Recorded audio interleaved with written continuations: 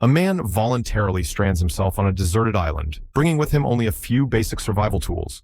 Yet instead of struggling with hunger, he enjoys life as if attending a seafood buffet every single day. Sea snails weighing several kilograms are so abundant they are almost impossible to pick up fast enough, while crabs larger than a clenched fist are considered nothing more than appetizers. Grilled fish becomes the standard dinner, each piece packed with solid meat. But the true main course of this island is the large, wild lobsters. Whether grilled or boiled, they are so delicious that just one is enough to leave him completely full. This is clearly no longer harsh survival, but rather a luxury seafood feast set in the middle of untamed nature.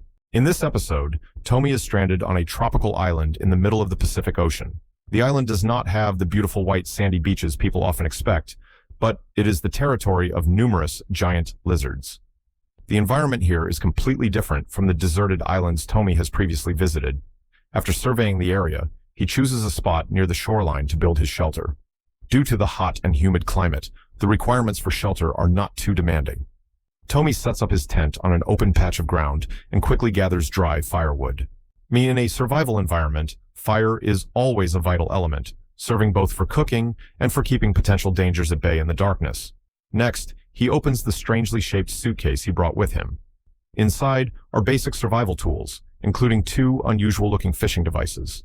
Some items are truly essential, while others may seem unnecessary at first. But if used wisely, eating well, or even gaining weight, is absolutely not a problem. Tommy hangs an extra hammock under the shelter, tidies up the camp, and then begins exploring the island. Most of the land is covered in dense shrubs and low tropical plants, creating an ideal habitat for lizards. However, among all these reptiles, what Tommy cares about most is still seafood. He finds an old iron pot that was left behind and uses stones to build a temporary fire pit. While collecting firewood, several lizards appear again, wandering around nearby. Seeing that the island shows no signs of human presence, Tommy relaxes his guard. He wanders around near his camp to explore, and by the time he returns, the sun has already begun to set. Without hesitation, Tommy grabs his fishing spear and heads straight into the sea to hunt for his first dinner. A small fish swims by as if taunting him. With his reputation as an underwater hunter, no fish can escape him, let alone such a tender and tasty one. He strikes immediately. Although the fish is not large, it is still a valuable source of protein, enough to fill his net bag. Noticing that the shallow waters offer limited resources, Tommy moves toward the rocky reef area. There, he picks up a large sea snail that greatly pleases him. Observing the underwater environment closely, Tommy realizes that this place is just as barren as the island itself. Exposed rocks, sparse coral, and only the occasional small fish swimming by in isolation. After searching for a while, Tommy discovers fish hiding beneath the cracks between the rocks. He immediately attacks with his spear, but lets the fish escape. Even so, this discovery helps him identify the right hunting direction. Not long after, Tommy catches his second sea fish. The two fish weigh about half a kilogram each, enough to ensure he will not go hungry for dinner. He puts the fish into his net and continues searching around the rocky reefs. The rubber-powered spear in his hand proves to lack force, making it difficult to hit targets accurately. The rock caves along the shore are also quite large, and venturing inside would be extremely dangerous. Although he does not catch any more fish, he does pick up a pair of very large, white clams. Unfortunately, there is no meat inside. Tommy reviews his first hunting session. The main reason for the low success rate is the weakness of his weapon. On the bright side, the biggest prize of the day is the giant sea snail, a highly promising food source for dinner. After cleaning the fish, Tommy begins preparing his first meal on the island. On a deserted island, as long as it does not rain, dry firewood is almost never in short supply. This time, Tommy does not bring a fire starter, so he decides to try making fire the primitive way, drilling a wooden stick into another piece of wood. His hands rotate rapidly and continuously, and thick smoke rises from the friction. The base of the wooden spindle becomes scorched and turns black, showing that success is just a small step away. However, hand drilling for an extended period quickly exhausts him. Not wanting to waste more time, Tommy takes out a piece of metal and strikes it lightly to create sparks. In an instant, the pile of dry wood bursts into flames. This style of survival is always surprising, because once you have fire, it is as if you already hold half of life in your hands. Tommy builds a large fire as usual. Earlier, while diving to catch fish, he noticed thick, dark clouds in the distance, signaling a high chance of heavy rain. He takes the opportunity to gather a large amount of dry firewood and bring it back to camp for storage. On a deserted island, wood is abundant. He cuts a few branches along the shore, sharpens them into skewers, and threads the sea fish onto them to grill.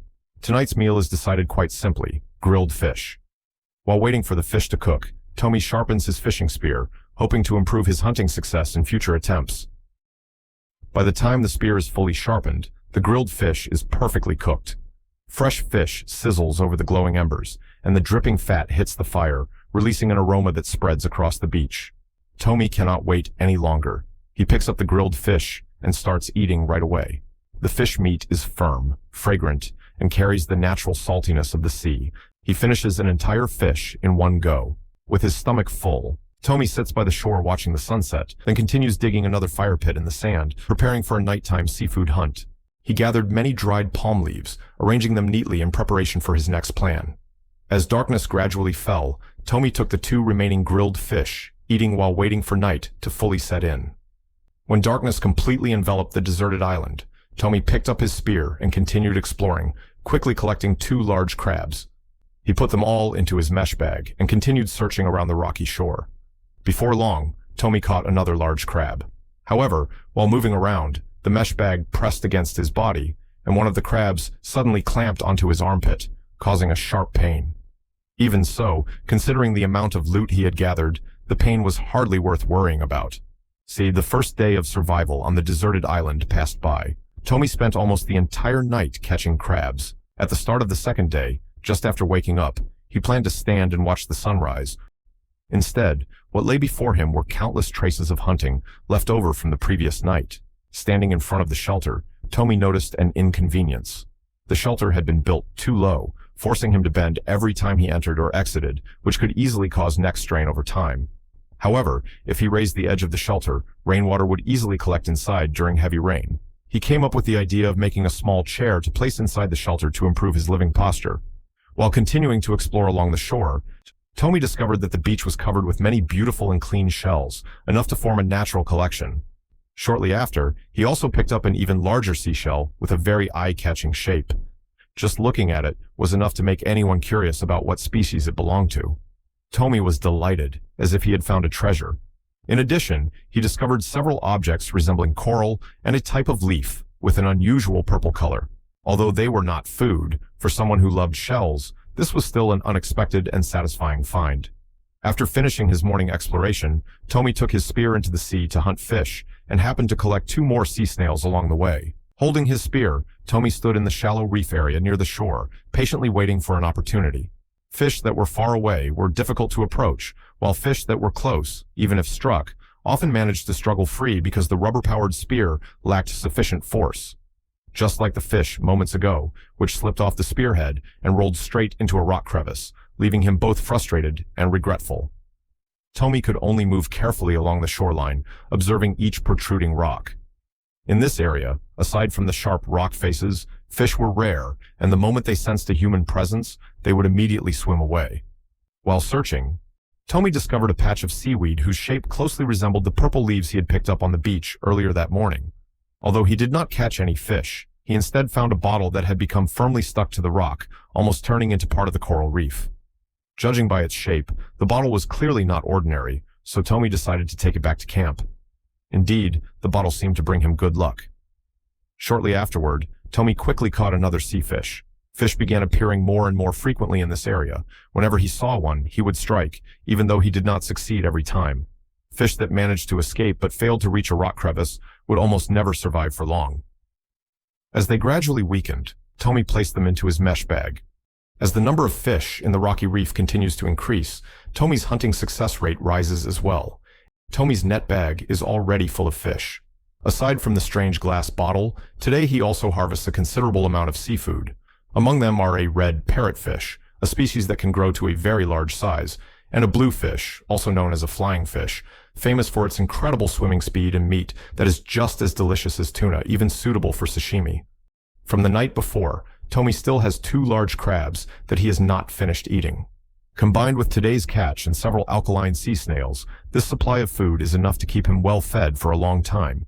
Even so, what fascinates Tomi the most is still the glass bottle. He is convinced that it is a very old object. Although it looks aged at first glance, without any labels or manufacturing marks, the bottle is no different from one that could have been made just a few weeks ago. Still, Tomi treats it like a treasure and sets it aside to dry. As the tide begins to rise, Tomi decides to prepare dinner right on the beach. 4 pieces of seafood, each weighing about half a kilogram, with 4 different types and 4 distinct flavors. Just looking at them is enough to make anyone hungry. He builds a large fire. Simply gazing at the flames is enough to imagine how delicious tonight's grilled fish will be.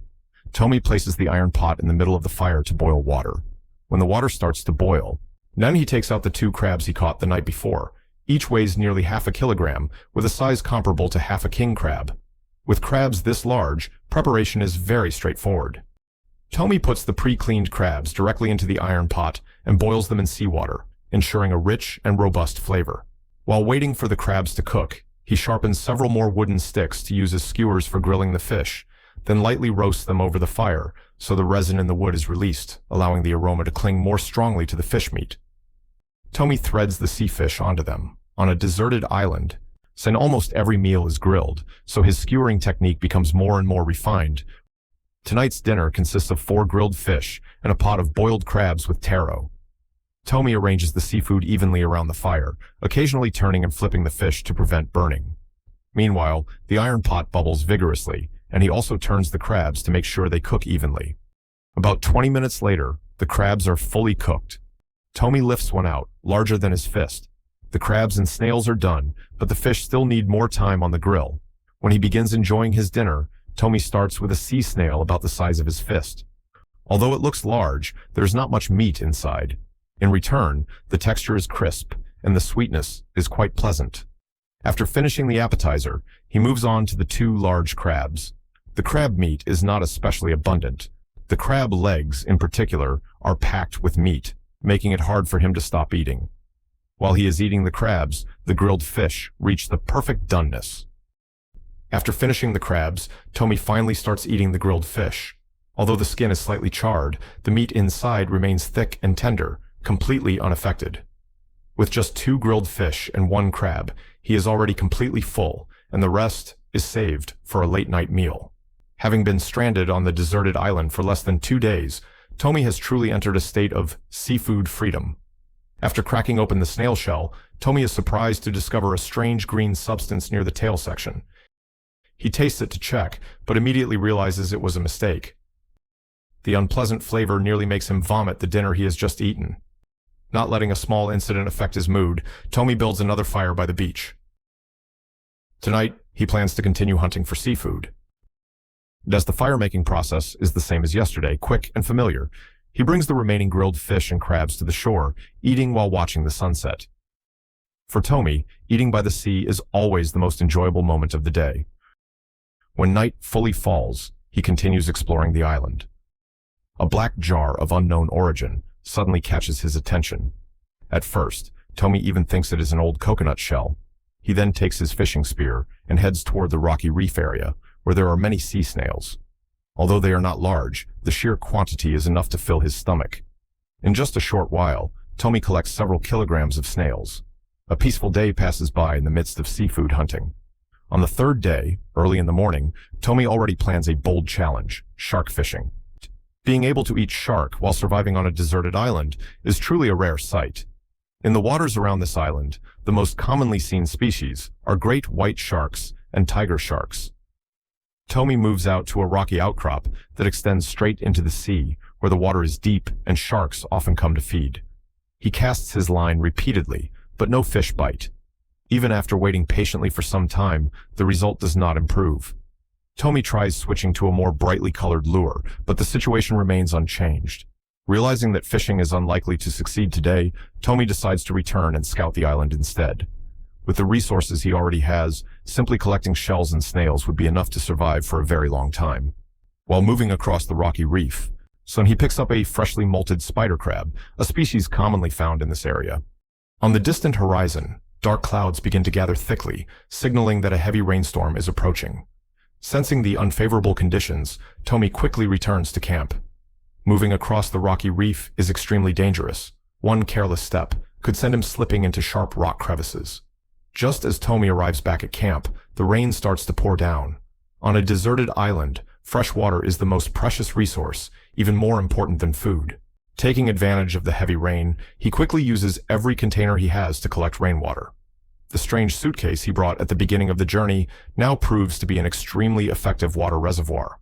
Rainwater from the roof of the shelter is directed downward, and Tommy gathers it all into the suitcase for storage. In addition, a large amount of water pools on top of the shelter.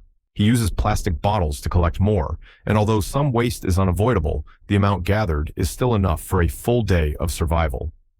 After that, all the rainwater is filtered through a water filter and poured into plastic bottles for later use. In island survival, what Tommy enjoys most is rainfall. Although the rain makes his body cold, the benefits are immense. The island where he is staying has a hot and humid climate, and after each dive to catch fish, his skin often feels uncomfortable due to seawater salt and sand clogging his pores. Taking the opportunity, Tommy also bathes directly in the rain. This heavy downpour allows him to store enough water to last 3 to 4 days. At this point, he has fire and no shortage of water. The only remaining concern is food. Therefore, immediately after the rain, Tommy dives back into the sea. After the rain, the seawater becomes murky as sand, and marine organisms are stirred up, making many fish and shrimp easier to spot. Under the rocky reefs, large lobsters and crabs are often found. Tommy catches a large fish hiding beneath a rock, the biggest fish he has caught since beginning his survival on the deserted island. Not long after, he picks up another sea snail. However, having eaten snails continuously for 2 days, Tommy decides to skip it and continue searching. Suddenly, a long antenna protruding from a rock crevice catches his attention. Beneath this reef rock, a giant lobster is hiding. The lobster crawls closer to the entrance of its den on its own, showing an opportunity too clear to ignore. Tommy immediately thrusts his fishing spear, strikes true, and successfully pulls the lobster out.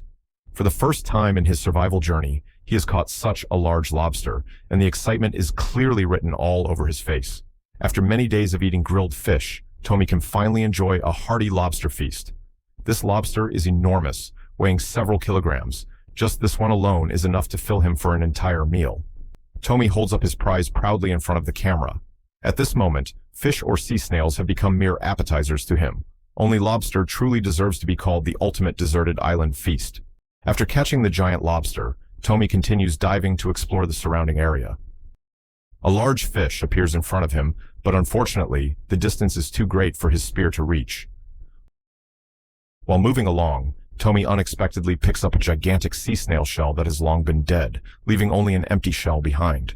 It is hard to imagine just how massive this creature must have been when it was alive. Even so, today's harvest is still more than impressive. A rock lobster weighing several kilograms along with a large sea fish is more than enough for dinner. This lobster is even bigger than Tommy's head.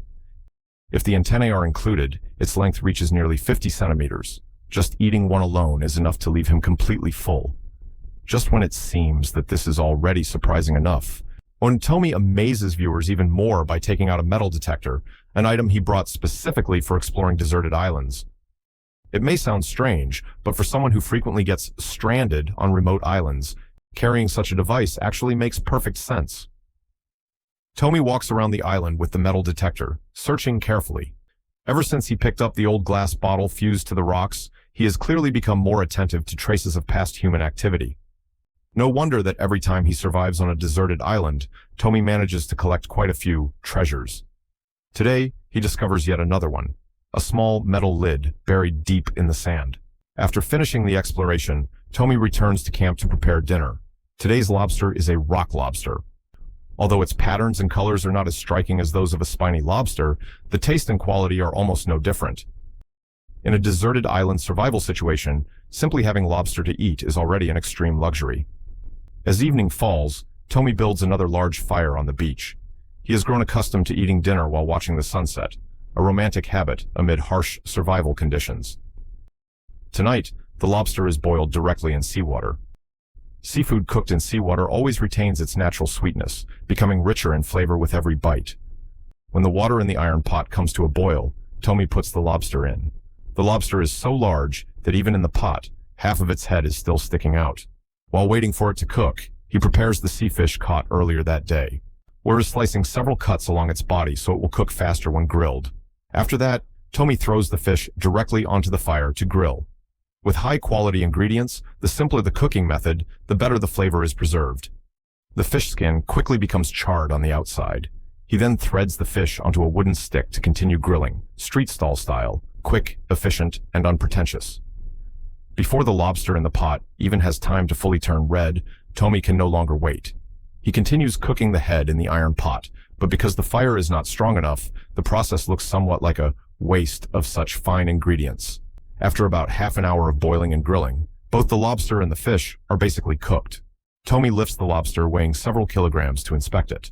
Although the shell has not turned a bright red, hunger prevents him from waiting any longer. He peels off the tail, takes a deep sip of the sweet juice inside, then continues to break apart the head, splashing liquid everywhere. He grabs the lobster claws and sucks every strand of meat clean, not even leaving out the meat inside the antennae. Tomi's hunger is now clearly evident. When he reaches the lobster tail, he uses pliers to cut through the hard shell, revealing thick, white meat inside. Every bite makes him sigh with satisfaction at how delicious it is. This giant lobster truly delivers an absolute sense of fulfillment. In just 3 days on the deserted island, Tomi has eaten fish, crabs, snails, and now even lobster. A wonderful day of survival comes to an end with a hearty dinner by the seaside. On the following day, Tomi decides to change his strategy. Instead of continuing to dive deep in search of food, he begins setting lobster traps around the rocky reefs near the shore. This area is where currents carry many small creatures, making it an ideal place to lure large lobsters out to feed. Tomi uses leftover fish scraps from the previous day as bait, unties them securely to the traps, and lowers them into familiar rock crevices. While waiting for the traps to work, he continues fishing. The fishing line jerks violently, far more than before. Tomi has to use all his strength to hold the rod, gradually pulling the fish out of the water. When it finally surfaces, the size of the fish leaves him stunned. He estimates it to weigh around 5 to 6 kilograms, the largest fish he has caught throughout this entire survival journey. After an intense struggle, Tomi finally drags the fish onto the shore. At this size, just one fish is enough to sustain him for many days. In the afternoon, Tomi returns to camp to pack up his belongings. The days of survival on the deserted island have given him not only food, but also a deep connection with nature. Small skills such as making fire, finding fresh water, and diving to catch seafood all become more refined with each passing day. The final meal on the island is prepared simply yet sufficiently. The large fish is grilled directly over glowing embers. He uses no elaborate seasonings, choosing instead to fully enjoy the pure, natural flavors of the ocean. As the sun slowly sinks below the horizon, Tomi sits alone on the beach, eating dinner while watching the sunset paint the sea red. The scene is strangely peaceful, in stark contrast to the harsh challenges he has endured over the past few days. At the end of the survival journey, Tomi reflects on what he has achieved. Enough food, enough skills,